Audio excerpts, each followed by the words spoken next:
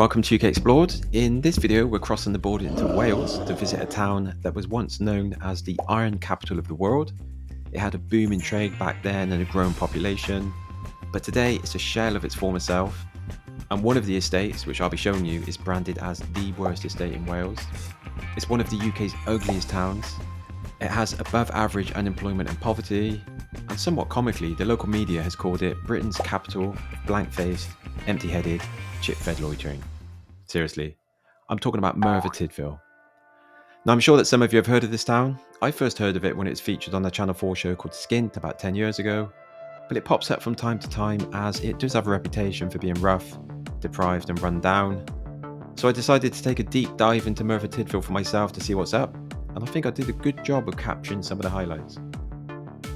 So let's start with a brief history lesson. Merthyr Tydfil is located in the south of Wales, about an hour north of Cardiff. And like a lot of Welsh towns, the population of Merthyr Tydfil skyrocketed throughout the 1800s as there was plenty of jobs in the ironworks. And this continued all the way up to around 1920. But from then on, it's been almost as drastic of a decline, with about 30% of the population leaving to find work opportunities elsewhere. The population is now around 58,000. And as you can see from this demographic data, the population is 97% white. This mass exodus and the lack of new opportunities has obviously left the town struggling. And combined with the government's track record for only helping towns and cities when they're on the up and not when they're on the down, Merthyr Tydfil is a pretty depressing place to live right now. Most of the action in Merthyr happens in the notorious Gurnos Estate. In fact, if you Google worst estate in Wales or the roughest estate in the whole of Wales, or any other related searches, Gurnos almost always comes up. That's how bad it is. Here are the local shops, complete with a couple of fresh dog turds that morning, and a homeless guy having a snooze, while I'm going to assume he was sleeping. There's no point sugarcoating it. This estate is the perfect example of what happens when industry and opportunity leave an area and unemployment rises. Making no excuses there, of course, but the bottom line is that people are struggling here, and that is sad to see. There was litter everywhere. I saw plenty of smashed windows. I heard a few domestics going on from behind doors, random screaming. And I had a couple of guys tell me I couldn't film and get a little bit aggravated, but I tend to get that most places I go. For the record, obviously I can film. I think most people know that there's no law against filming in public. But the added irony in Merthyr was that the sheer number of CCTV cameras houses had installed to try and combat crime. So everyone here is being recorded at all times. No video of mine would be complete without a few sofas dumped on the street, soiled mattresses. There was even a naked one here, look. Probably been there for months. There's some other bulky items around.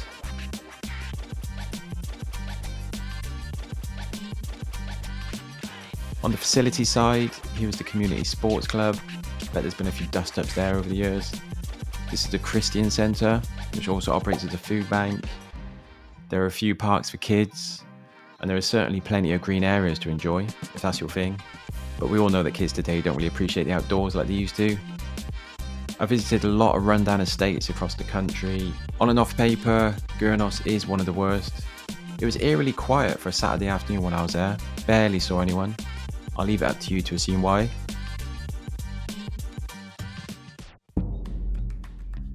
So Merthyr Tydfil has been named as one of the ugliest towns in Britain, and I do get it.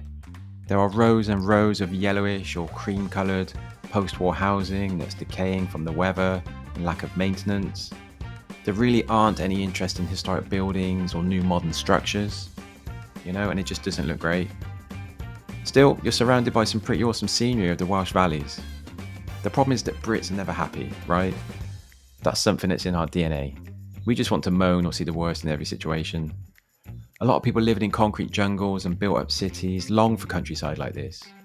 But I guess the problem is that if you want these views, you need to live in Merthyr Tydfil, so it's a bit of a lose-lose.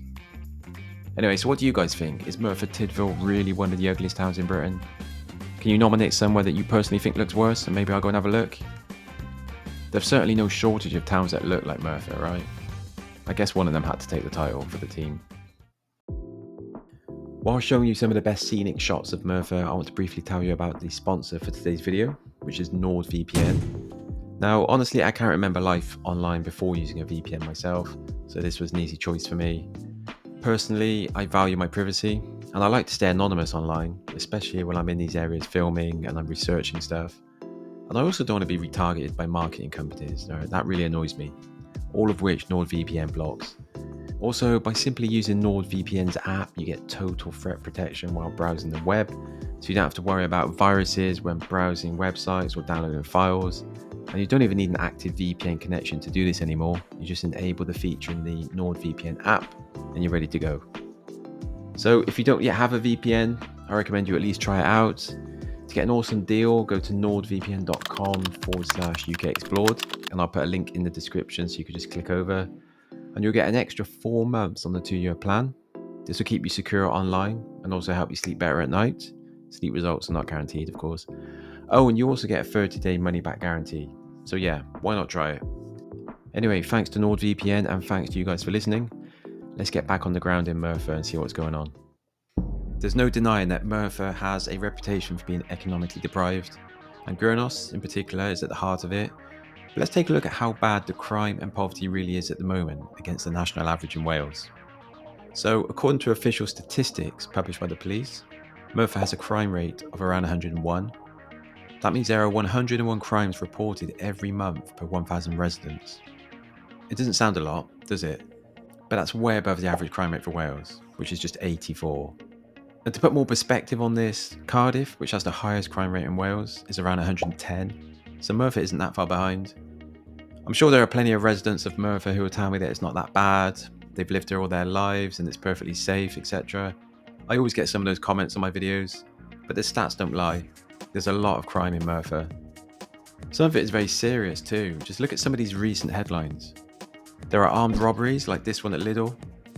There have been crime bosses and organised crime syndicates linked to the area and busted. Murders happen. And ASBOs get handed out like flyers to all the young criminals in training. Crime and poverty doesn't always go hand in hand, but it usually does. And Merthyr is also struggling in that department, as is most of the UK to be honest. Unemployment is up year on year. And the Welsh Index of Multiple Deprivation reported that 28 of Merthyr Tydfil's 36 areas are in the bottom 50% of the most deprived areas in the whole of Wales. And that speaks volumes. I read some plans that the government have drawn up and they're going to try and improve some of the worst affected areas, but no one should hold their breath on that. I went back and watched that episode of Skint from 10 years ago since I've been to Merthyr. You can see for yourself it hasn't improved in that time, so I don't see what's going to change now that times are harder than ever. On the visitmerthyr.co.uk site, the town centre is listed as the main attraction, and some reviews on TripAdvisor also said it's worth a visit, so I figured I'd stop by. This is the car park I used in the centre, which also seems to be doubling up as a tip site. I'll be completely honest, there has been some money thrown at the centre and it does look pretty good right in the heart of it. But as soon as you start walking to the outskirts of the centre, there are more and more closed up shops, dilapidated buildings, and it really starts to get a bit sketchy. Wesley Chapel here is a Grade 2 listed building that's been left to rot right in the centre. I read it's been used as various things over the years, but sadly buildings like this are too big and too expensive to be used as a storefront or a venue right now, and charities struggle to hold on to them.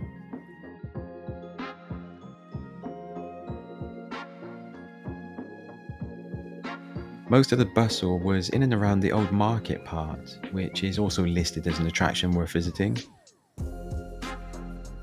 It was like stepping back in time to me, honestly. It's really dated, but that's what outdoor markets are like in these small towns for the most part these days, right? Walking out a little further, I came across an estate comprising mostly of flats and these tower blocks. And that's where things really took a turn for the worse.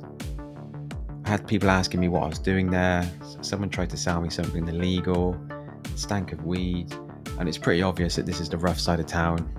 I almost wished I was back in Gurnos for a second.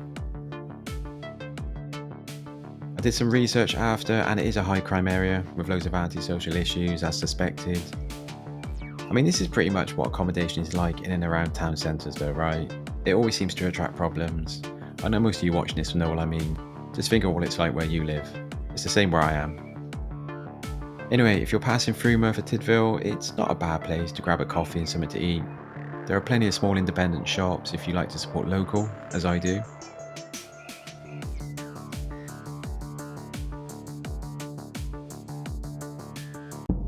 I know a lot of people on the channel are interested in house prices after seeing areas. The average house price across Merthyr Tydfil in the last year was in the 156,000 range, and just 118,000 across the Gurnos Estate if you fancy your chances there. The UK is seeing a bit of a dip in the housing market right now actually, and Wales has the largest drop in the last 12 months. If you enjoyed this tour of Merthyr, click the video on your screen right now, I know you're going to love it, and please feel free to suggest where you want us to go next. Cheers!